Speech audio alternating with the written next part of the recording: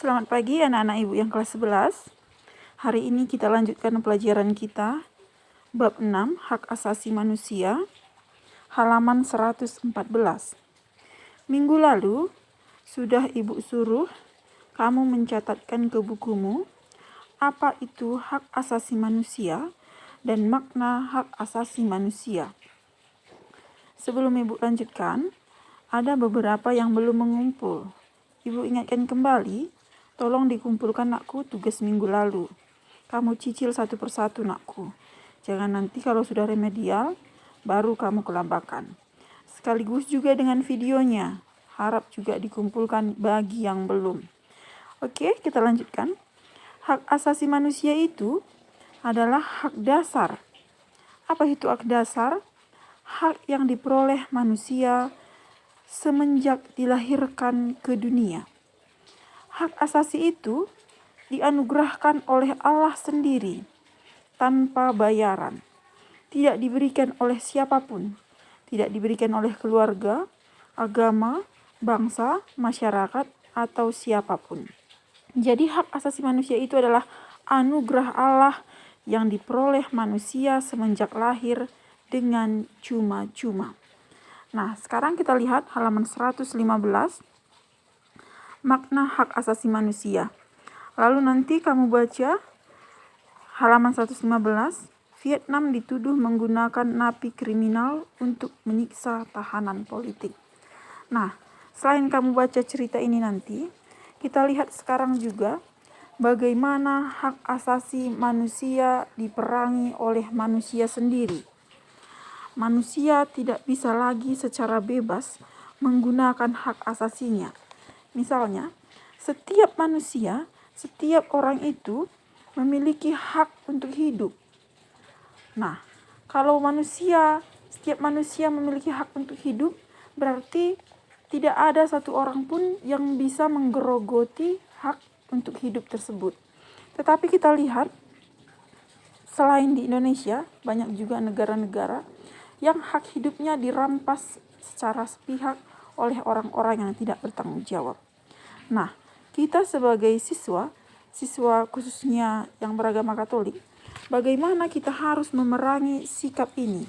Bagaimana kita harus melawan orang-orang yang secara suka hati, secara tidak bertanggung jawab, merampas hak-hak dasar yang dimiliki oleh manusia. Nah, perhatian dunia dideklarasikan dalam piagam PBB, di mana nanti kamu baca piagam PBB tentang hak asasi manusia yang dideklarasikan di Paris pada tanggal 10 Desember 1948. Nanti kamu baca itu sampai halaman, kita lihat sama-sama, sampai halaman 123. Nanti kamu baca pesan-pesan dari deklarasi PBB tentang hak asasi manusia. Lalu kita lanjutkan saja. Kita lihat bagaimana terang kitab suci dan ajaran gereja memandang hak asasi manusia. Kita lihat halaman 124, mengamati situasi hak asasi manusia di tanah air. Lalu nanti ada halaman 125, terang kitab suci, yaitu dikutip dari kitab Keluaran, Yesaya, Matius, Yohanes. Ada beberapa kutipannya. Lalu kita lihat juga nanti ada halaman 127, ajaran gereja tentang hak asasi manusia yang dikutip dalam Gaudium et Spes artikel 29. Nah, itu kamu baca nanti nakku tentang kitab suci dan ajaran gereja. Lalu tugasmu untuk hari ini, coba nanti lihat yang pertama halaman 127. 127 itu ada A, B, C. Apa pesan dari teks-teks kitab suci itu? Apa kaitan teks kitab suci tadi dengan HAM?